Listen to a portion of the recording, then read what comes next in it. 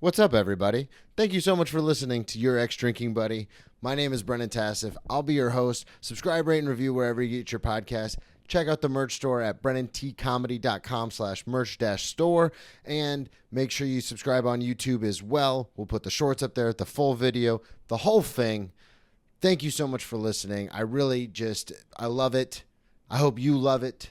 Subscribe on Patreon, too. We do bonus episodes. I do Tales from the Restaurant, where I talk about celebrities I've waited on and whether they're assholes or not, which is super fun. Also, we do a pre-show banter for my other show, Cheers from the Press Box with Joe Dorville. A lot of behind-the-scenes stuff going on over there, too. Make sure you just subscribe everywhere, just all over the place. I greatly appreciate it. And if you're not leaving the mean comments, thank you for that. Maybe leave a couple nice ones. Grab me your beer and grab me a coke. We bout to sit for an hour, bullshit and tell jokes. And please don't mix it up, cause he done sobered up. Brennan T Comedy on your social media feeds. And Brennan Tassif is your ex-drinking buddy. Brennan Tassif is your ex-drinking buddy. Brennan Tassif is your ex-drinking buddy. Brennan Tassif is your ex-drinking buddy. What's up, everybody? Welcome into another edition of Brennan Tassif is Your Ex-Drinking Buddy. I'm your host, Brennan Tassif. If you're new to the program, quick rundown of the show. I used to be everyone's favorite drinking buddy. It was my favorite thing to do, hang out with friends, get drunk, do drugs, get in all sorts of trouble, and then reminisce about those crazy stories. I am sober now, but it's still one of my favorite things to do, hang out with someone and reminisce about the crazy old days. Most weeks I will be joined by a guest. This week is no exception. All the way from the Catskills, Gavin Roman. What's up, dude? I'm good, man. Thanks for having me. Thank you. Of course. Thank you for coming on. Before we get too far into anything, plug everything up front. Social media, the whole deal. Yeah, you can follow me on all socials, Gavin Roman Comedy. That's I even downloaded the TikToks for all the younger generation now. Instagram, YouTube, Facebook, hit it all. I'll be on tour this summer. You can catch me August 8th. I'll be at the Leisure Club in Columbus, Ohio. What's the next one? We have Louisville, Kentucky, August 9th, Boston, the 15th and the 16th of Hell August. yeah. What's that? Are you doing that just on your own, or are you going out? I'm going with two other guys. That's what I thought. Yeah. You're doing like a thing. So my buddy Nick Crespo and another guy who's actually from upstate as well make the same trek down here. He now lives down in Brooklyn. Okay. But when I started, he was also making that 3-hour each way drive. The three of us linked up, and it's a little comedy trio. Okay, so that's awesome. Yeah, we'll link everything in the show notes.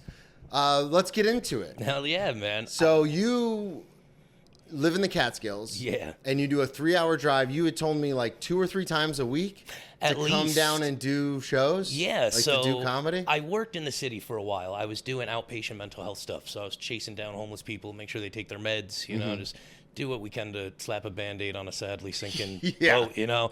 But I walked into Eastville actually during an open mic thinking I kind of knew it was a bar, but I also knew it was a comedy club. Well, you were looking for mental health patients, and that's a great place to start. I think I was looking for the opposite. I was looking for the off valve, the release valve, and I had bombed as an audience member. I went to my first comedy show a few months prior. Okay. And some guy roasted me, and I thought I'd be like, as a comic now, I know what the heckler is, and I've been on both sides of it. And I thought I'd shout something out that in my head was the funniest, and it ate me all week. You know, a bomb. So wait.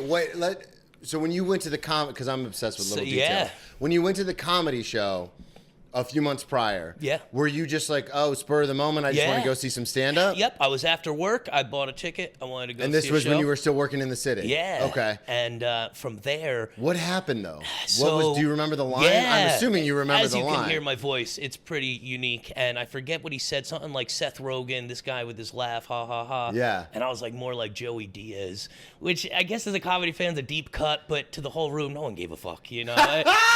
It's this dude's job. Listen here, motherfucker. Yeah, listen, cocksucker. No, but that's what it was, and it ate me all week. Because now every comic after him also laid into me, but I knew I had to keep my mouth shut. Yeah. So you just bombed the heckle. Yeah. And then just had to sit with that all for weeks. that 3-hour drive home, all fucking back and forth. Oh, man. So when I had that shit day at work a few months down the road, I knew Eastville was a comedy club. I didn't know it was an open mic. And as you know, anyone who can go up can show up. And so I threw my name on the list, and I've been here since, man. It's been about a 2-year journey. So how did you even, I ask all my guests this because art is such a niche thing, and I've had visual artists on, I've had actors, musicians, mainly comedians. How did you even find stand-up how you found it originally, but how did you even find it as a thing? Like It's YouTube, funny. Comedy Central. Like, how did you even discover stand-up comedy? I've been dreading this question. I've been on a few pods. You're the first one to ask. Always ask. Weird Al, dude. Okay. I was jamming Weird Al a lot with my cousin, and we were burning CDs off of LimeWire and shit. LimeWire. Yeah. And then he got Dane Cook. We downloaded some Dane Cook, and I had already. We got to be about the same age. Yeah, I'm 33 this year. Okay, so yeah. I'm a little bit older, but yeah. Okay, you look better. I'll tell you that. I look like a pile of dog shit with a smile. But that's what drinking will do to you, man. We'll get there. But no, it was cool. It was Dane Cook, and we'd be listening to him drop the F-bombs in the back of the car, sharing a headphone each. Yeah. And this was when we first got the split headphones on a wire. And yeah, I started memorizing. I hear comics talk about memorizing Red Fox bits or prior bits and going to school, like the older generation. I would recite Dane Cook jokes. Yeah. I was going into school. He's got this killer one. He was like, no bee will ever take, I'll kill every fucking bee. Yeah, killer bees. Yeah, killer, dude. Killer horses. Yes, That's- exactly. Great Fuck fucking, you, bee. yeah. And that's I'll punch that every stuck with bee in me. the face. And now I'm allergic to bees. Never was. This past year, that's a bee sting right there. Oh, And I had wow. to get So you an developed EpiPen. an allergy? Yeah, but as a kid, I thought that bit was the funniest fucking thing. Yeah, Dane Cook's the reason I'm sitting here. Dude, my man, no one really says that. And Well, it's- there's a couple people, because I'm 37, so there's a couple people between the ages, I think, of like 35 and 40, Yeah. who don't give him his due credit because, you know, he kind of went through some stuff and then kind of was out of it. we And were then, talking about pretty people in comedy. Yeah. That's probably one of the OGs. yeah. And, but I say it all the time, and my listeners are probably sick of hearing it. But yeah, because I used to record the Comedy Central Presents on VHS and watch them over and over. Yeah, that's Comedy Central was a big also part of it. And when he ripped his shirt off and poured the water on him, I was like, oh, I want to do that. There was something about him bringing that 50s dad energy and then also swinging it to the other side of the fence and being like, someone shit on the coats. And you're like, It's wow. one of the most iconic bits ever. Yeah, Benson's Animal Farm, Somebody- dude. yeah. Oh, my God. I'm walking memory lane now. But And then the speak and spell, A-E-I-O. those things are fucking creepy, Yeah. dude. Fucking weird. So then you saw that, you kind of got, you know, a feeling for stand-up between Weird Al and then getting into it with Dane Cook. What prompted you...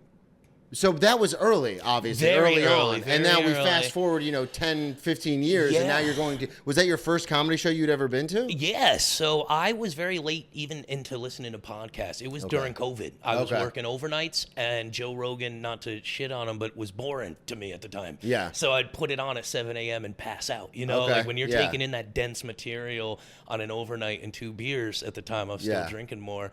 And so from there, I got And in. just real quick, don't hesitate to shit on Joe Rogan. People do it all the time on this show. All right, cool. I'm not in the Rogan sphere yet, Yeah. so I'm not worried. I've been doing a tour with one of my very best friends, Matt Fulcheron, because we're both straight white guys. Yeah. Everyone thinks we're bros, and so he literally named it the Bro Adjacent Tour because it's like I we're like not that. in that sphere. We're not. Don't put us with them. I know I say bro a lot and brother, but I'm more of a macho man, Randy Savage. Yeah. than, Then a Hulk Hogan. yeah. So then you got into podcasting, and was that kind of your foray into Yeah, like, oh, this is into what more stand-up is? comedians that were modern. Yeah. So, like, I had already listened to the GOATs. You know, everyone wants to be like, I grew up in Carlin, this and that. But, like, I didn't really care for them in my teens. That was not relevant to Same, me. yeah. And I watched Comedy Central specials and stuff. That was always in the background of stuff because from there to The Daily Show, you know, Comedy Central was a huge network when yeah. I was a kid. And, but yeah, I started going from Rogan, and then I heard, I think it was that Sober October episode with Bert Kreischer and them. And Tommy? I branched Yeah. out, and I was like, wow, this guy's talking about spitting on toilet paper before he wipes my ass. That's my guy. I was like, So you're a Burt guy. Yeah, I was. And skinny rich, if you're listening, skinny rich guys, man, they suck. You know, hopefully I am one day, and I'll be on the other side of the fence. But for now, yeah, man, Bert was the shit for me. Yeah. And I actually went and saw him after I bombed at that show. I went all the way up to Albany to catch him. I saw a killer set before I did comedy, but it was probably the worst comedy show I've ever been to.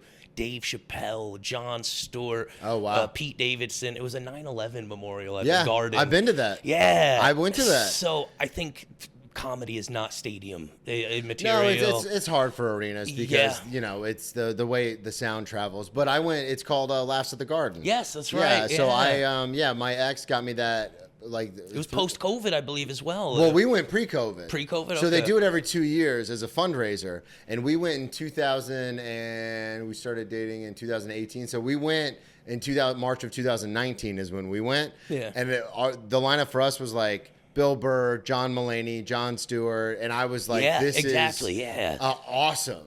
Speaking And of 50s it was so dads, cool. Mulaney. Yeah. Mulaney and Burr. Yeah. Like, yeah, it's very much so. So I was a fan. Yeah. I was just comedy adjacent. Yeah. You know, I was always kind of foot in the water. I think humor is the goat of everything, man. Mm-hmm. Like, if you can make something laugh at the worst of moments, you could still find a little hope. Oh, I say it all the time. The reason I got back into stand-up, one of the big reasons was when I woke up in the hospital being told by an ER doctor, he goes, "You should have been dead 3 hours ago." And then I made a joke. I went, "I've been training for this my whole life." Yeah. Like, and that's but my whole reaction, whenever anything terrible happens, my first reaction is to make a joke. It's my defense mechanism. Exactly. It's my no, thing. I Yeah. throw it up. My girlfriend really laughs. She goes, "You can't sit through one Law and Order episode without making fun of somebody." Yeah. It's still my favorite show. SVU's the heart. SVU, dude. Yeah. 26 seasons strong. Man, I have a shirt with all the original cast. Really? I'm a huge fan of SVU, dude. But yeah, I do the same thing. Like my girlfriend sometimes will come home devastated about something, and I'll make a joke, and she's like, Yeah. "This," because she's a teacher, so she'll be like, "This is not the time," and I'm like, "But It's it was trauma funny, brain, but it man. was funny." It's a way people deal with things. Everyone's yeah. mechanism is different, you know. And How did you do with that first Eastville mic? dude, I think I did all right, but I heard someone tell me once, you got to be careful. They're laughing at your voice. Not Okay. everything I'm saying is funny, but it sounds funny. So I've had a similar situation where some of the stories I used to tell, because I'm Yeah. a storyteller on stage, yeah. and some of the stories I used to tell, I was like, "Oh, this is killing," and then. Shout out Christina Shriver, one of my best friends from Jacksonville. She lives in Chicago now, but she was like, "Hey, Brennan, sometimes people are laughing out of nervous energy because Yes. you're talking about cutting your own face open in a fight, Yep. not because it's funny." Exactly. And I used to get so, and I've told her this in person, so I don't feel bad about talking about it on the show. I used to get so like internally upset. I'd be like, "Oh, haha, yeah, you know, totally." But in my head, I was like, "No, it's funny." And I used to stand on Yeah. this hill where I was like, "I'm going to keep doing these bits." Anti-comedy. And I don't do any of those bits anymore. She was right. Because Yeah. as I matured in comedy, I was like, "Oh, yeah, people aren't laughing. They're nervous." I think I'm at that maturity stage where I recently just sat down and I'm like, let's write. Yeah. I used to just record snippets into my phone of thoughts and ideas and then take them on stage. Half my set's about hemorrhoids.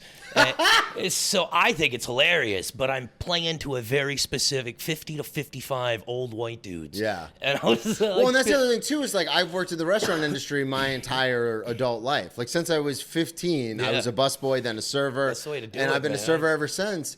Even when I played college football, I would wait tables in the off season. So I have so much material about working in restaurants, and my brain, similar to what you're talking about with hemorrhoids, my brain goes, "This is hilarious." Yeah. But not everyone works in restaurants or got has this, ever worked in a restaurant. I So got sometimes this joke that I need to retire. Never got a laugh. About 35, 40 times I've told it. Bombs every time, and it's about Hitler's dog, and I keep it in there. I think it's the greatest joke I've ever written. You're like, "I'm not giving up on Yeah, that." I have a yeah. line. I have 2 or 3 lines in some bits where it's like it never gets a laugh, but I'm like, this is the funniest part of the joke to me. Dude, I just put it on because I've been getting into some old stand-up, and I put on Andy Kaufman. It was about a 30-minute thing, and 5 minutes in, he starts speaking gibberish.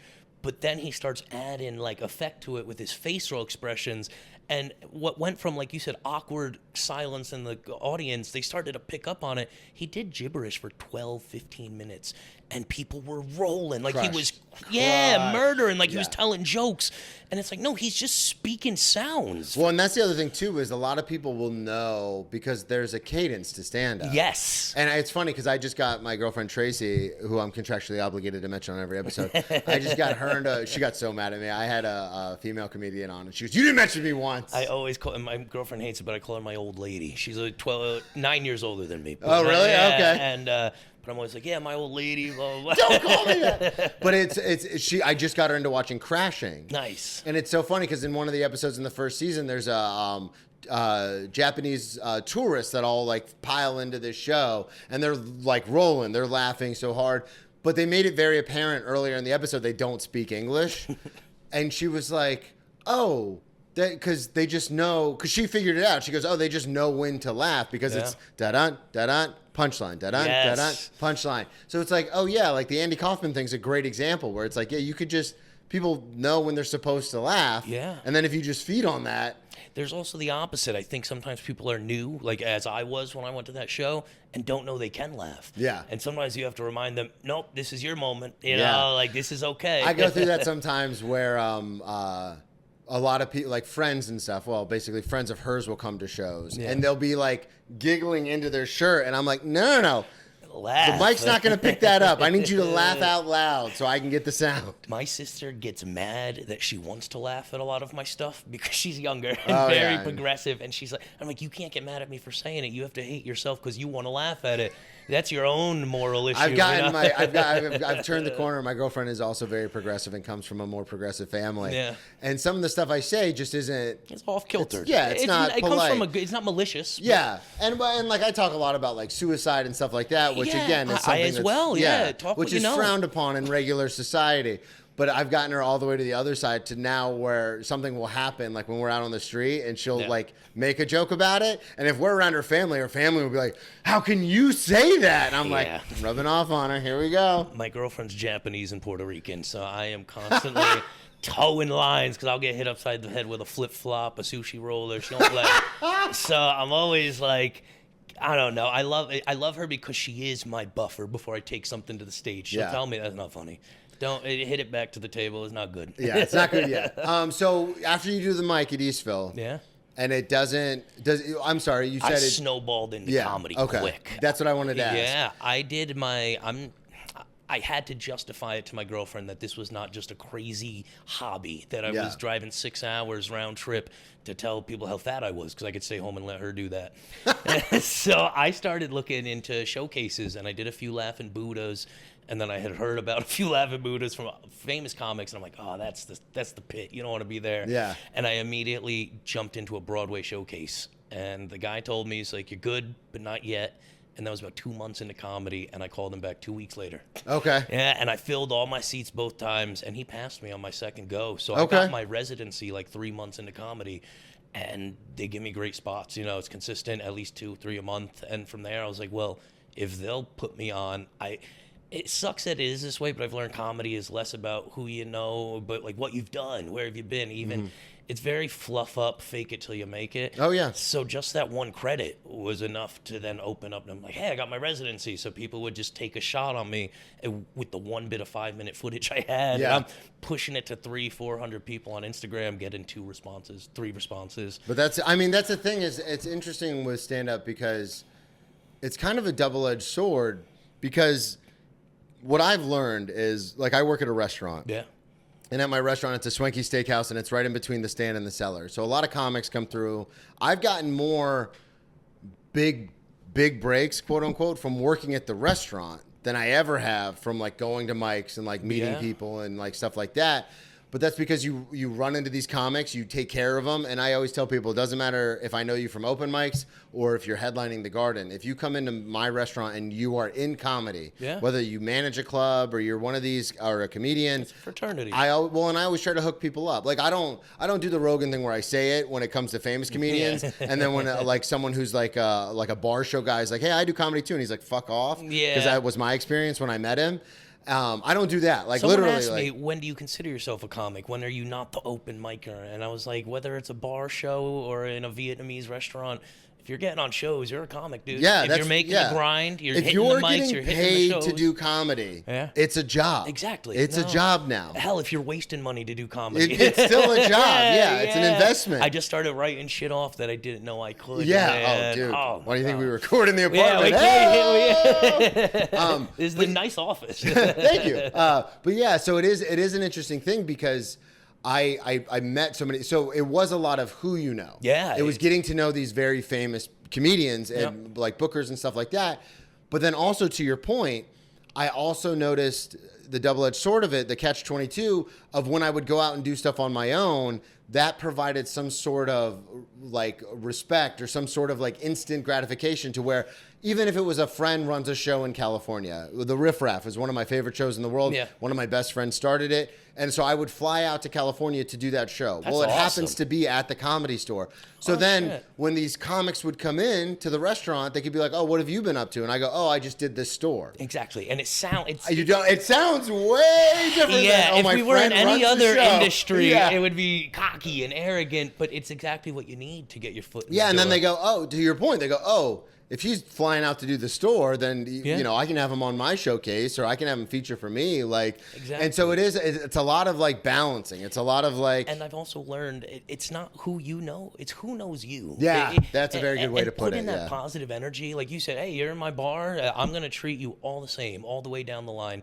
And I think that putting that out there it puts an impression on people. Yeah. So when you do show back up, when you do come back, like the Stand, I had never performed there except that one time through Laughing Buddha, but I kept eating there. The food was Yeah, good. food so was I very kept good. coming back, and I'm like getting to know the manager and stuff. I got my card. They put a parking boot on it while I was in there one time.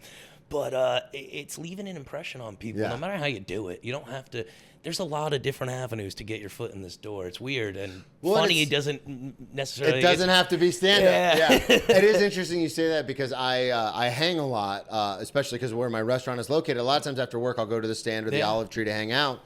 And sometimes some of these younger comics at Mike's will be like, "How do you know so-and-so?" And I go, "I just hang out, and Yeah. you run into people." If you smoke cigarettes, you're gonna bound Oh, to bump into and somebody. I smoked the first 4 years I lived here. I smoked, and so Yeah. and so they would be like, "Oh, can I come hang like with you to like meet some of these people?" And I'd be like, "Yeah." The problem is, especially like early 20s, they'll come to hang out and then they're just on their phone the whole time. And I was like, "Hey, you can't meet people this way. Yeah, no, it's a very Like you're weird. alienating yourself from the group because Yeah. you're just staring at your phone." Before I did comedy, I had finally ripped myself off of all. I justified it through like, I still have friends on Messenger and stuff. Yeah. So for years I hung on to it, and I finally was like, no, you got to get rid of this shit. It's garbage. You're always on your phone. But now that I'm in comedy again, I'm doing it all the time. I'm on my phone at home, posting, Yeah. clipping something, or even answering an email. But it's screen time, and like, so when I am out in the world, I don't want my phone. Let So it I do the same die. thing. I don't pull my, like if I go any, like once I leave my, because a lot of the cutting and stuff I do on the computer. Yeah. So I'll cut a bunch of clips, I'll save them to Google, so I have them. So, because if I started like cutting and editing on my phone, I would never be off my phone. That's where I fucked up. Yeah, That is so I do exactly where everything I on the fucked up. computer and then I send it over to my phone. Because now I'll have the TV on and I'm cutting on the Oh phone. yeah, no, yeah. Well, and then also you have more control over what you're editing through the computer. That is true. Adobe Premiere Pro is better than CapCut. Yeah. Like it's just better. I don't want to give my secrets, but I'm using Adobe Express, Okay, the free yeah. version. Yeah. But they have a wash a watermark out thing for free. So you just screenshot with the professional edition and then wash the watermark out with their free edition. Don't hate me, Adobe. Sponsor me if you're listening. Yeah. Well, and it is interesting because then as soon as I leave the apartment, I would say probably 70% of the time I put my phone in my backpack. Yep. So I put my headphones in, I put on a podcast, and then I put my phone in my backpack. So then I'm like, I don't even have, like, I'll read on the subway. I try Yeah, not you to be should. on it. Yeah. Studies show 30 minutes off of your fucking phone, your brain starts. It's like 30 minutes after smoking a cigarette. If you quit, you start seeing positive benefits almost immediately. And these phones, they literally have scientists behind these, psychologists. It's all motivated through these likes and the Oh flashes yeah, of the the lights. algorithm, the whole thing. It's Because I get crazy. stuck in mine all the time. Yep. Like this morning, I stayed up super late, and then I woke up kind of late this morning. But we're going to the gym in the afternoon, so I was like, cool. I don't have anything to do this morning except prep for the podcast. Oh, yeah. So I woke up and I literally was on my phone to watch one thing that got sent to me, and then just started scrolling. And then it was like 9 minutes had passed, and I was like, I haven't fucking moved. Like, get out of bed. I did it today. I threw my phone away. As soon as I got up, I made sure you didn't text me or anything, and I tossed my phone away. And then I just started getting into my morning because I didn't want to dumb down my brain. Yeah. I wanted to be sharp for this. Get ready. But that's what it is. It numbs your fucking brain, man. Yeah, it's terrible. I went hate back it. to when I worked in the city and when I first started doing comedy, I relied on the GPS, but I also relied on listening to podcasts to keep me sane. So Yeah. my phone was always dead between the two, and I just learned to navigate Manhattan Without via, anything? Yeah, There hit you me go. with 2 cross streets, dude. Because Yeah. I figured I can get around by rocks and trees up by me. There's no reason I can't figure this out, but. Well, and as the great John Mulaney said, it's a grid system, motherfucker. It is. It's like go one way until you can't go, and then take a left or a right. Man, Yeah. 3 lefts make a right eventually. Yeah, it's all the same. I wanted to ask you. Yeah. Because I always like to get into the, especially I know. with first-time guests. We haven't even gotten into being I an know. alcoholic It's yet. fine. We got plenty of time. So, growing up, did you grow up in the Catskills? I did. So I grew up in a really small town no one's ever heard of, but it's crazy. I just recently found out Rodney Dangerfield got his start at this hotel in town that's no longer, they closed it down years ago, but when I was a kid, it was still open for a little bit.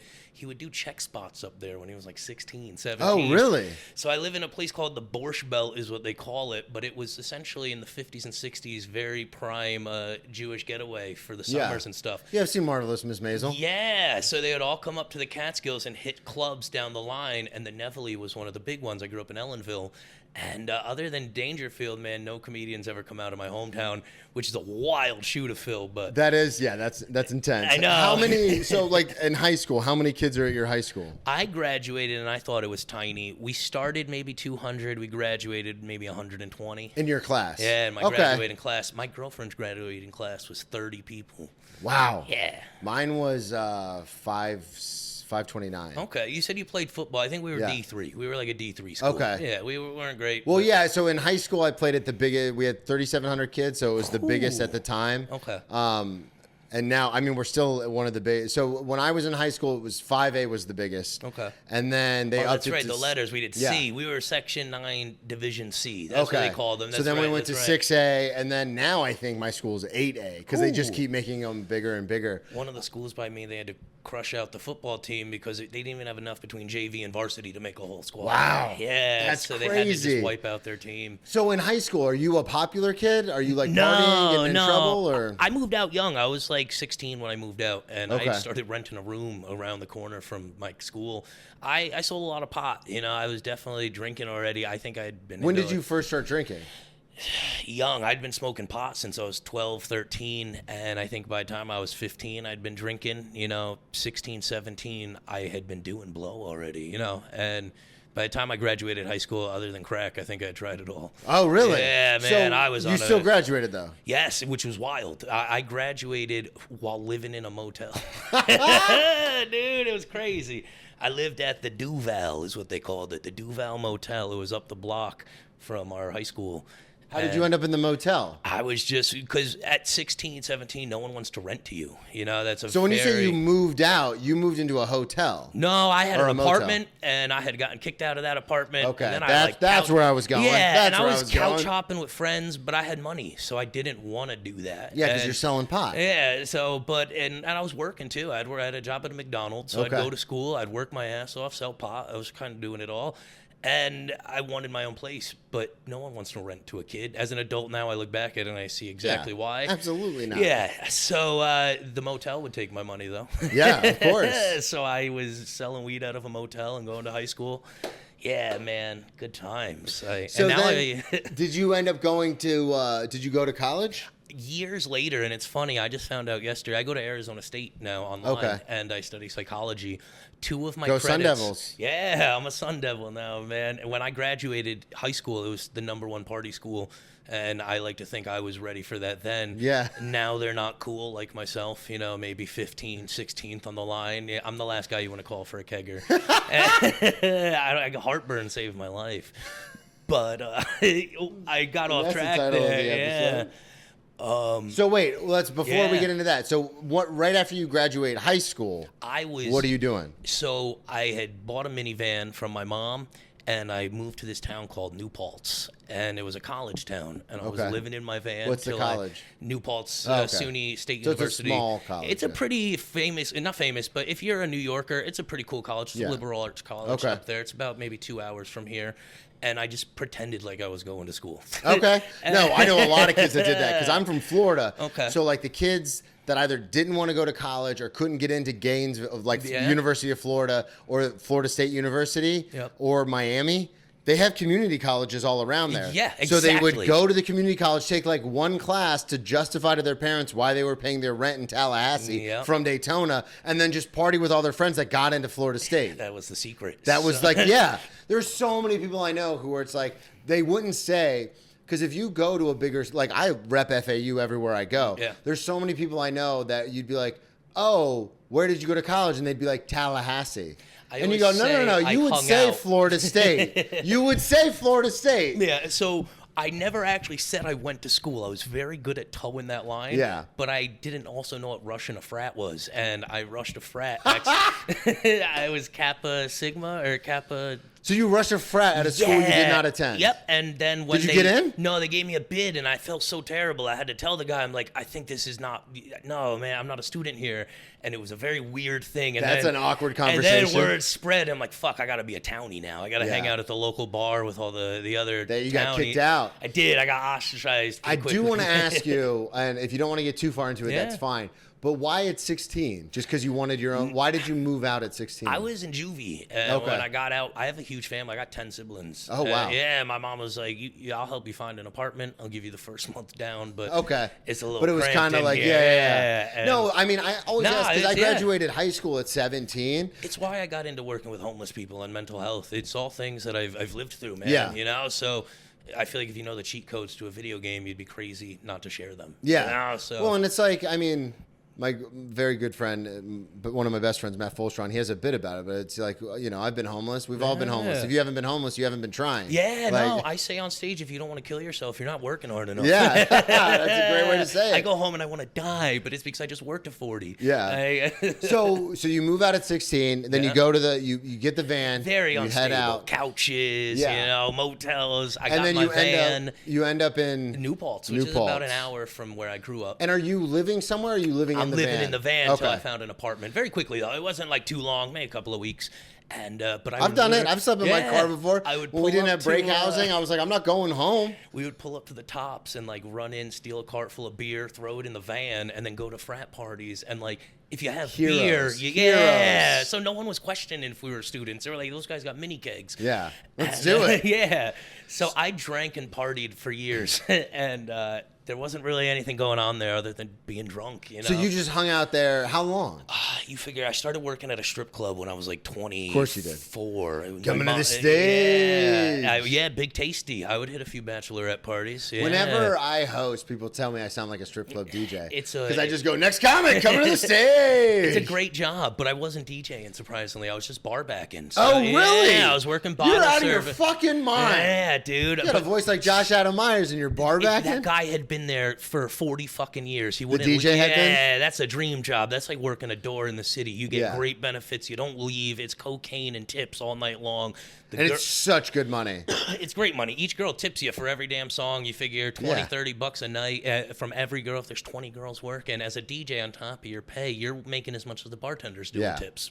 Well, and especially too because some, I've learned this from experience, some girls have their song. They do. So they'll be like, hey, can you play my song? It is a very catty thing to get. Yeah, because then if you have 3 girls on the separate stages, but one of them wants you to play their song, that's going to cost a little extra. The shit you see go down, they'll get mad if they got a regular and they catch some girl talking to a regular. Yeah. Like that's the reason I used to love going, was because it wasn't really for the naked ladies. It was that feeling of like, you would have loved this place then. So acceptance. It was also a steakhouse. It was a steakhouse. Okay, here we go. Yeah, it was a steakhouse and gentleman's club. So you'd go in with your wife, order a steak, and then stick around and have the stripper feed it to one of you. There you go. It was a weird energy, but people could. You didn't have to be there to be a gross guy. You could just be like, hey, let's go get steaks in a bottle. You know. It's so funny too, because some of these strip clubs that I've been to have such good food, and you're like, what the fuck? Yeah, man? And it's always the grossest one. Like it's the one you think wouldn't be. There was a place called the Blue Moon in New Paltz, and I think Mariah Carey's sister got arrested there for blowing dudes.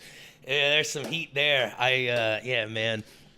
But so she would work there. But anyway, we would go because you couldn't get into bars at the time, but you can be 18 and get into the strip club. So we'd go for all you can eat wings and shit and non-alcoholic beers and watch the grossest strippers that eating wings. Oh, eating wings, and you just man. So, I'm glad to be sober when I look back at it. Sometimes. When did you? So, are you completely sober? Or you just cut way back. I like to say I'm semi-sober. Okay, sober-ish. I think I stopped having a reason to drink. My mom passed away about 11 years ago, and so I think for a while there, I had a reason to wake up and be like, I got to get plastered. Yeah. I think once I had, it sounds so cheesy, reasons to live, you know, like things to wake up and grind for. it changed. And I don't think, and again, I joke that Heartburn saved my life, but it was. It hurt. It fucking hurt to drink. Every day waking up and having to do it, it was just like... I get the hot dog burps. It tastes like I'm fucking burping hot dog water. I've got heartburn medication hitting all over this house. Oh, my God. They used to call us the Pepto Boys. Me and my buddy would go out with a bottle of Pepto, get fucked up, and we'd be chugging Pepto on the side. It was so weird, too, because I always drank... what is it called? Acid reflux and stuff runs in my family. Yeah. But I never let that stop me. I would always drink like a maniac. Yeah. Because I love the feeling. I didn't get hangovers. And I didn't get the heartburn till late. So for several years there was no reason to stop. Yeah. You know, I could do 6-7 pitchers amongst me and a buddy and feel okay the next day. See, I was always a liquor drinker. I never drank beer or wine. I was always liquor because the whole point for me for drinking was to like get rid of this anxiety and depression and all this stuff. That's how it started. I knew that I have Asperger's, and I don't know if you're allowed to call it that anymore, but yeah. I know a couple of comics who have bits about that. Yeah, I know. It's a good one to run, but I knew that you couldn't just talk to a chick if they were drinking and everyone was fucked up. You had to have a beer in your hand. Yeah. And I had already drank before that, but it, again, was a social thing. It was everyone else is doing it. You have to, again, I'm a big fan of Law and Order. I know the rules. Yeah.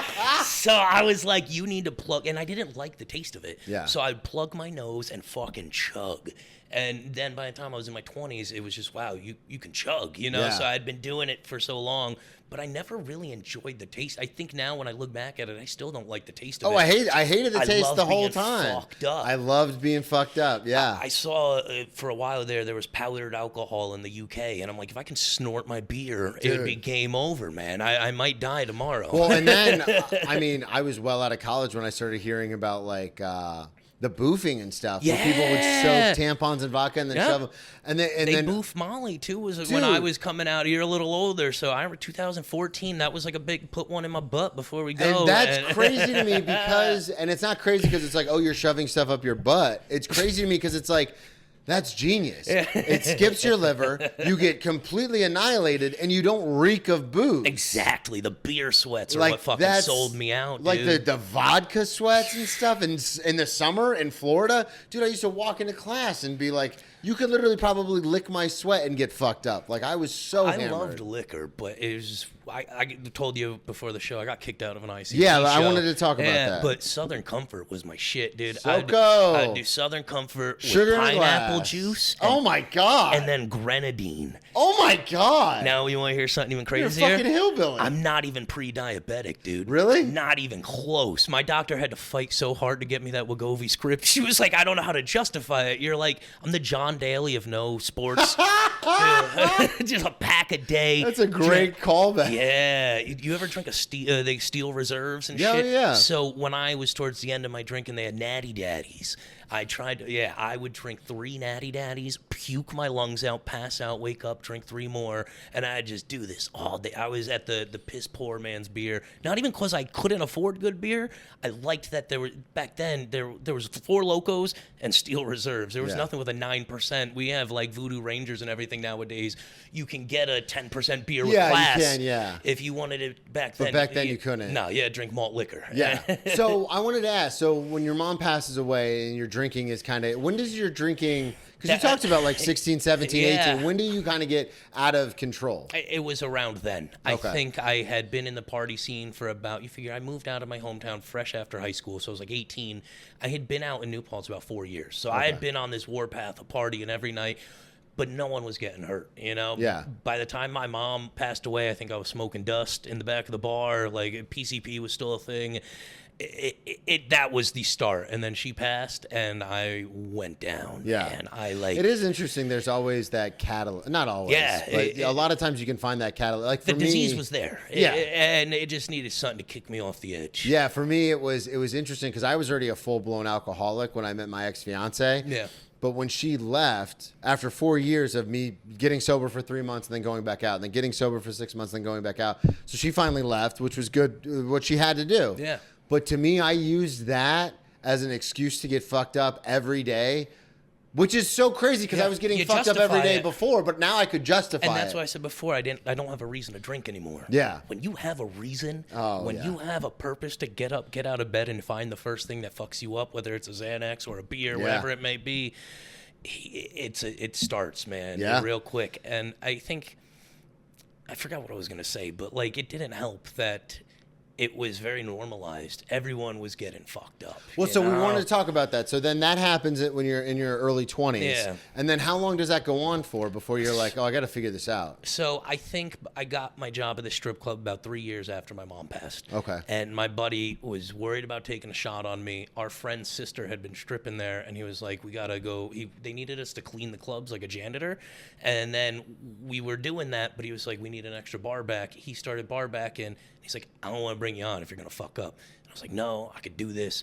I like moved out of that college town. I just literally packed everything, moved 2 towns over, and just stopped drinking. And It's crazy when you give people more responsibility. It can either be very beneficial or it could be a disaster. Yeah, But you got to roll that dice. And I wasn't sober by any means. I like got about maybe 2 weeks. It was like the longest Yeah. I'd ever went. It's like smoking. 2 weeks is a long fucking time. It though. is. And I did When 2 you're doing that weeks. every day? Yep. And it reset me, man. I did cocaine for years. I think I did cocaine on New Year's. You know, like I'm Yeah. still not perfect. You're Yeah. an addict. You know, at the end of the day, you're going to have slips. But I don't wake up and do it a second day in a row. Yeah. You know what I mean? I don't get drunk anymore. You'll see me have a beer or two. I won't get drunk. When I first started comedy, I got shit-faced right before a show. And I was like, never again. Yeah. I didn't like how I looked, what I was saying. It was like, when I look at that film and then I look at the 10, 15 years I rolled through life, that guy, it grossed me out. It put it a little bit more into perspective. Yeah, and it's interesting because I deal with this every day at the restaurant where sometimes a lot of times I romanticize drinking because I'm War sober. stories, and man. You made it through it, and that's what it is. I've been sober for 7 years now, like completely sober. Like I don't do drugs, The I trick don't do to anything. sobriety. It sounds weird to other people. Yeah, To it you, does. it's the release valve. Yeah, I well, and wake that's up the every thing, day yeah. and want to drink. I have And to that's shove the that crazy- thought down, put It's on a punk so- song, and get 'cause to work. I romanticize it like a lot, but then I will. But then I see these people every day at my restaurant get annihilated, and I'm like, "You're so fucking sloppy, dude! And that's like, what it was clean at it the up." strip club. It was, And that was me though. Yes. It was like, "Oh, I was that guy." because like I could drink at work and I could do coke, but I couldn't get fucked up. And then like watching people throw up in their jeans, you know, Yeah, like and you're lose their like- car keys. I'm like, dude, you're 60. Like, Yeah. Get it together. It was weird. So working the other side of the party, like you said, you start to see people in their worst states, and you're like, oh, that's gross. It's Yeah. gross. And about 4 or 5 years of that, I was like, well, I don't think I want to do that. I don't want to be anymore. that guy. I said I had just done coke on New Year's. Last time I did it, I kept blowing my nose out after like, it's hemorrhoids for your nose. I was like, I don't like this, man.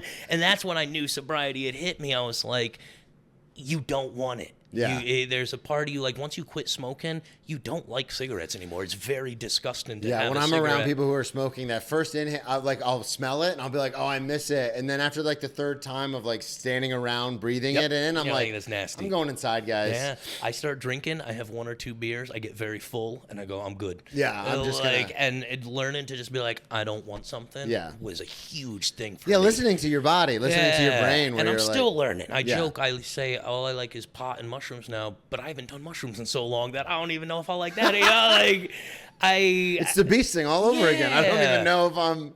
I think some people grow up, you know, and sadly we lose a lot of people along this journey.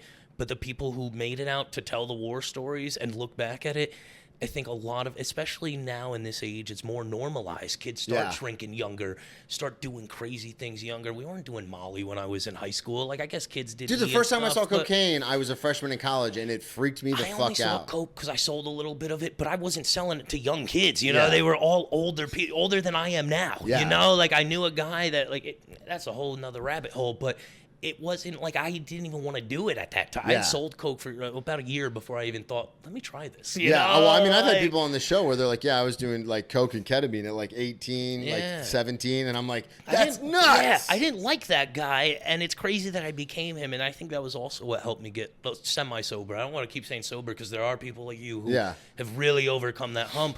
But Oh, think, and I riff about it all the time on Yeah. the show about how pissed off I get when comics go on stage and they go, "I'm sober," and then have all the sober material and then get off stage and drink a beer, and I go, Yep. "Fuck you! This is really fucking hard." So people think because a lot of my jokes are about drinking and driving, and my persona is the guy I'm talking about still. Yeah. But I'm not that guy anymore. I only hold that beer on stage, so my jokes are on the backside of my bottle.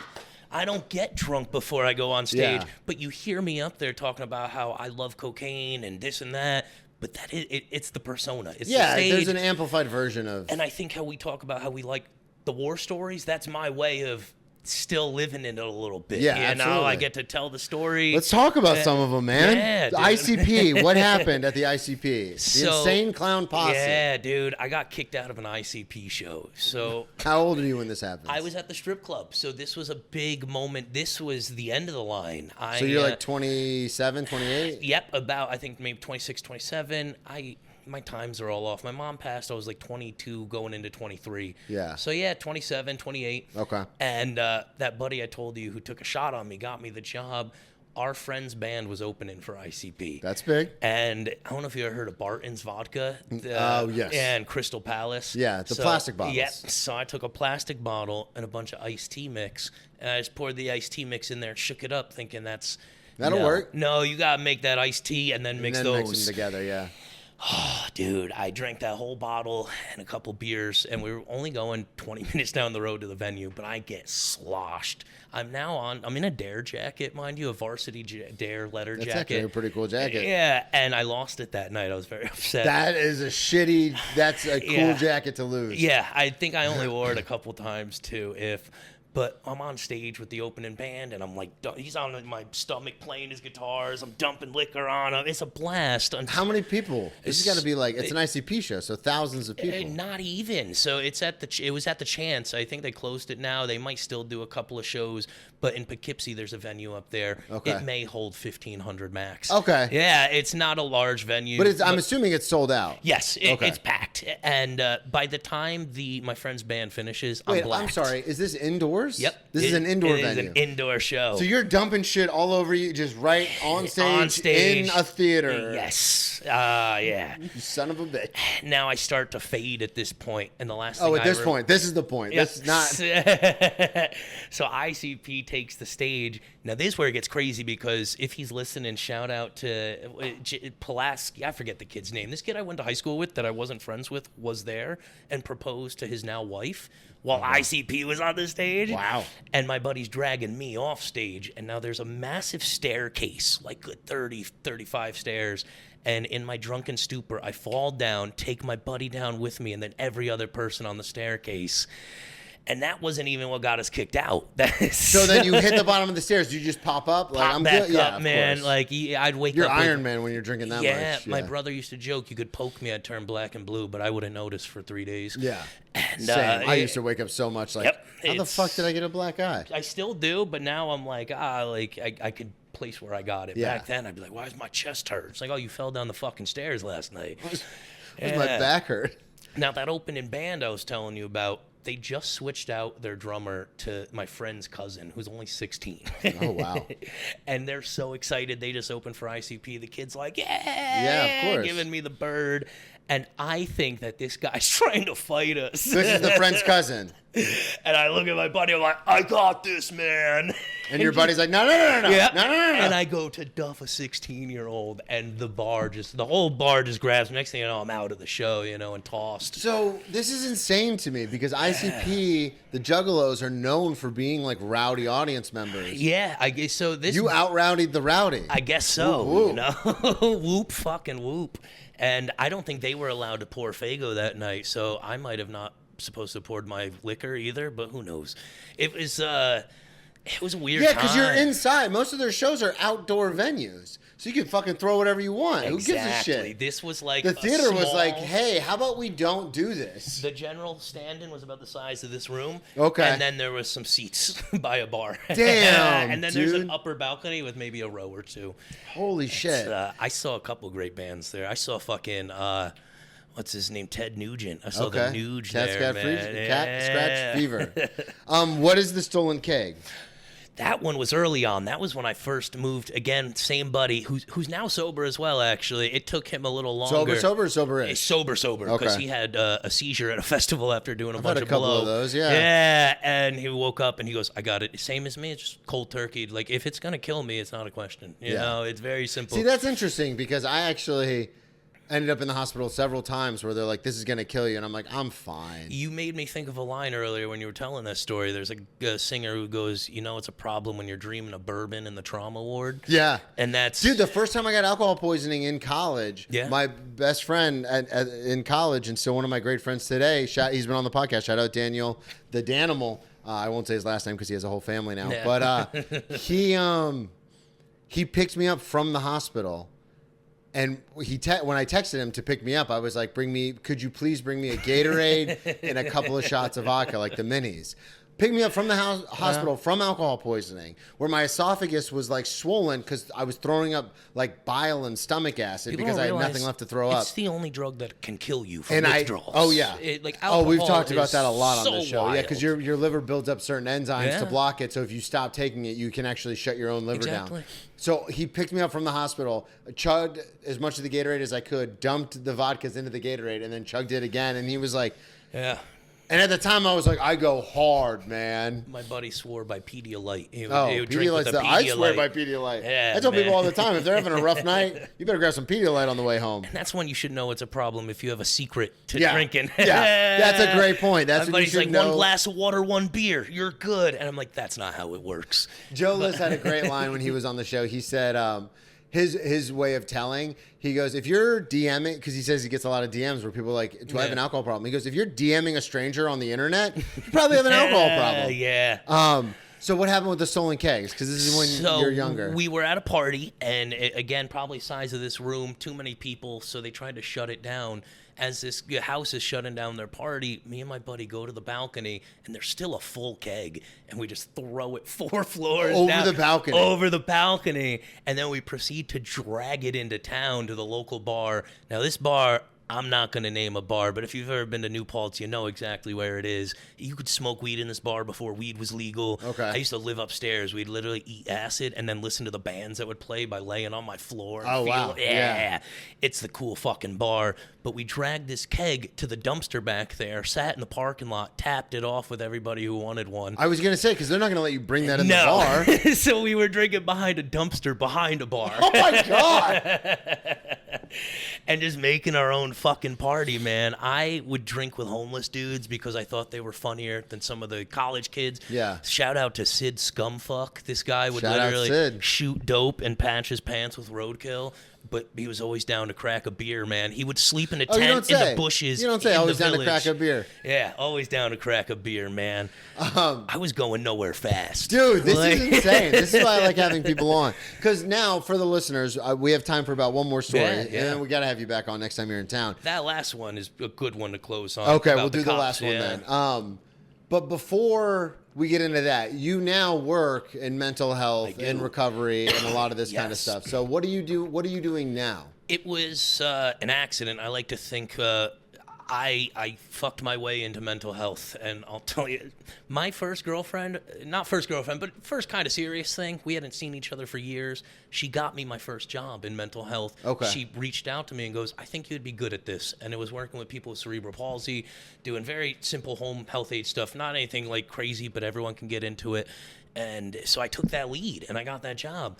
And then another girl I'd slept with years ago was like, hey, my mom owns a school. I think you'd be good at this. Okay. I got all of my job leads from ex-girlfriends and other people I'd hooked up with. And so I kind of slept my way up the ladder and like comedy faked it till I maked it. I took a bunch of 40-hour courses. I would take little things to get like, so for a while I had an RBT license, which is registered behavioral therapist. Okay. I had my DSP degrees. So paraprofession is what you Yeah. call it. It's like the paralegal that does all the legwork. Same thing. You're the one in the trenches wiping the asses, serving the meds, and then the doctor just signs off on everything. Okay. So I started working in a home with kids with cerebral palsy, and then I started working at a school with kids with autism. And then I didn't fuck my uncle, but he got me my last job it was when I was That's working the down bit? here. That's the bit? That's the one, yeah. I didn't fuck my uncle, but Heartburn saved my life. And I got a job at what's called Community Access. And you probably see BRC in the train stations downtown in the orange shirts and Oh, stuff. yeah. Very same thing, but I got what's called a peer specialist license. And it was, we've learned that doctors can be a bit condescending. There's this disconnect of, you can't learn everything in a book. These stories we have told right now, as silly as they are, taught survival skills. Oh, yeah. That you may not recognize. There's so many times where I'm out on the street Yeah. and there's so many things, from being arrested so many times and Yeah. like being in fights, being in literal Trauma near frames death, your brain. yeah, It's- situations where it's like, oh, my brain works differently. It's so Yep. funny because I'm very good at the restaurant because I have something that a psychologist once told me. They call it hyper awareness. Yes. Which is from having an abusive stepfather. It is. It's living in fight or flight. Yeah. It is a very. So now I've developed this skill to where I can hear what a table's talking about from way far away, or like I can notice when somebody's out of water just by merely like scanning the room, like not Yeah. even looking. Like I see all these little things. I always notice when someone gets their hair cut. I always notice when someone gets their nails done, just It's the because it was, detail, yeah. Because you never know when something's gonna go south when you're in those Because moments. growing up, I was literally how Yeah. my ex-stepdad shut the door Yeah. was how this night is going to turn out. Yeah, the definition of walking on eggshells, Yeah. man. Oh, Like, yeah. and when you live in that fight or flight for so long, it's hard to turn it off. Yeah. And it is a very. So my doctor pointed out I have like trauma face. My face always says I might kill you, but I'm happy. Yeah. I'm having a good old time. She goes, "You look like you want to strangle a kitten," and I'm like, "Nah, I'm good. I'm having a fun time." It's in my body's way of saying stay away. Yeah. Don't bother me. And it's like I deflected for I so have long. the same thing. Yeah, when I walk on the street, a lot of times people leave me alone. go, wow, he's very, and I'm like, And no, I'm I'll like, hold yeah. the door for an old woman. Be like, oh, here, yes, ma'am, no, ma'am, thank yous. Like, give you, I still. When I was single for a little while, I was like, man, it's really hard to flirt. And my Yeah. buddy was like, no, you're just very scary. It's And I a was like, weird "Damn." time. Like, I remember one time my neighbor had their trunk open. It's like 3 a.m. I'm like, that's not right. I go over, I close it. She goes, what are you doing? Yeah. And I'm like, I guess to her, she just sees this big fat dude coming up on her car in the middle of the night. But I'm just trying to be helpful, you know? Yeah. My brain doesn't get, even at my worst, I was always still like a kind person. Yeah, and I think I say that all the time too. I think I fucked up so much, but I think I got so many second chances because people knew, Yes. and third and fourth chances, because people knew like he's trying to be a good person. He's just a little fucked up. If you're only fucking your own life up and it's not hurting anybody else, A, you can justify it for longer, and B, less people are going to intervene. It's when those around you start to get hurt that that's people when care, you yeah. know? Dude, we're going to close out this story with a dark and stormy night. I know. This It just came started. This came out of nowhere. nowhere. You were talking about how hot and sunny it was coming in, and now it's Fuck raining like yeah. crazy. All right, let's do it. The mall blackout. So this was really I think this was when I knew I had to get sober. I was up all night doing methy molly, and Not I the first just- person on the show who's done it. Yeah, I loved snorting everything. Even if it didn't have to be snorted, I snorted it. Yeah. My nose. And now, Why wouldn't you? yeah, one side of my nose is all deviated up now. I like breathe through one nostril. But I'd been up all night doing Molly, and then to come down, I ate a bunch of Xanax, and I was borrowing. do. Yeah, and I was borrowing someone else's car for quite a while, where I shouldn't. It had been several days, and they didn't know I was fucked up That's either. okay. Yeah. And I'm my buddy, who's also now sober, comes. He goes, "Hey, we gotta go to the Palisades. We're gonna do some shopping." Mind you, I'm blacked out at this point, but I was always very well behaved. You know, like Yeah. those falling down the stair stories and stuff. Those were the one-offs. 90% of the time, you'd bring me to your grandma in my belligerent states. I wore it well. I was a functional addict for Yeah. so long. And so this was no different. They come over, they think we're chilling. I was like, yeah, but I just got to get Joe Schmo's car back. And he's like, all right, I'll follow you. I was like, Zach, ride with me, my one buddy. So we drive all the way to this kid's house, drop off the car, get to the Palisades, drive to drop it off. Yeah. And then I get into their car. Okay. And then we come down. But you're okay. Do you remember the drive? No. Okay. But they don't know this yet. They don't know that Yeah. I'm wrecked.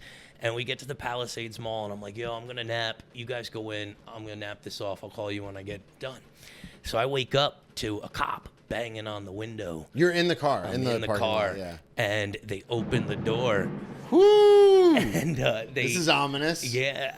So I wake up. At this point, they have my legs out. I'm in the back seat, and they put my legs out of the car. So I'm now facing out. Yeah. And I come to them slapping my face The cops. and an ambulance pulling up.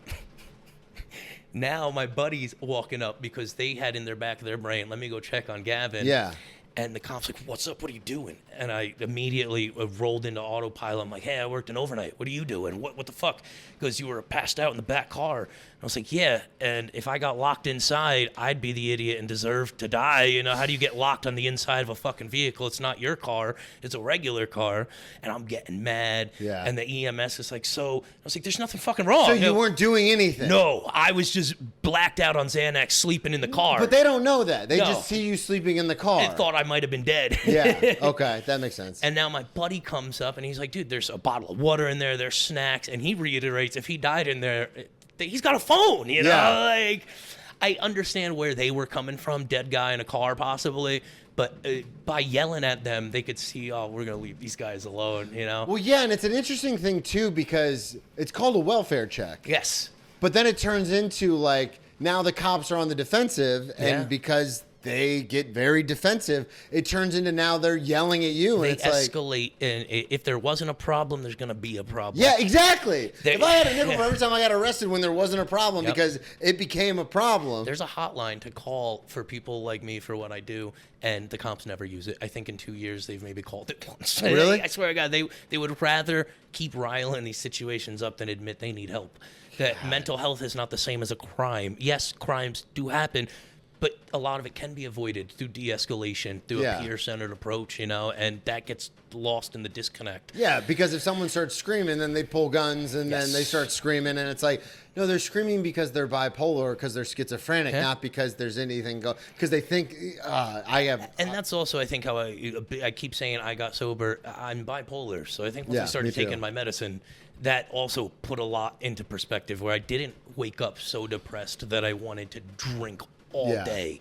And so once I got my mental health in check, everything else fell into Kinda, line yeah. as well. Now I don't advocate everyone has to take pills and has to see this. What Well, they works put me for on you, lithium for my bipolar, Yeah. but it turned me into a zombie, and I was like, I can't Yeah. do this. And I tell everybody, don't give up on the first one because it's not like mayo. It's like, oh, I don't like mayo, so I know forever. No, there's so It's- many. Every human body is And different. There's so sometimes many one different doesn't chemicals. work unless you mix it with the other. Yeah. And it's a science. I know people who are in their 60s who are still trying to find the balance. I got lucky in the handful I take every morning to stay in the lines. Yeah. Works for me. But I think growing up the way I did, I was like, I don't need medicine. You know, Yeah. I was very anti the idea of getting help. Because I was like, I'm not crazy. I'm not crazy. And it's like, nah, man, you really are. And you've been unhinged almost 15 years now. Yeah, you're right. Man. So what happened? So the cops show So up. the cops, they show up, we scare them off, and I look at my buddy, I go, damn, I think I took too much Xanax. And that's when they realize, whoa, you've been driving us around. You've been like, what the fuck is wrong with you? Yeah. So they lecture me the whole way through. And to get their rocks off and get back at me, they convinced me that this puka shell and Hot Topic looked great on me. And So now you're up. You go back into the mall. I'm with like them. still a little fucked up. We go back in the mall. I get this puka shell necklace that I then proceed to wear for 3 or 4 more years. And because they're always, yo, it looks great on you, man. It Dude, looks they got good." you.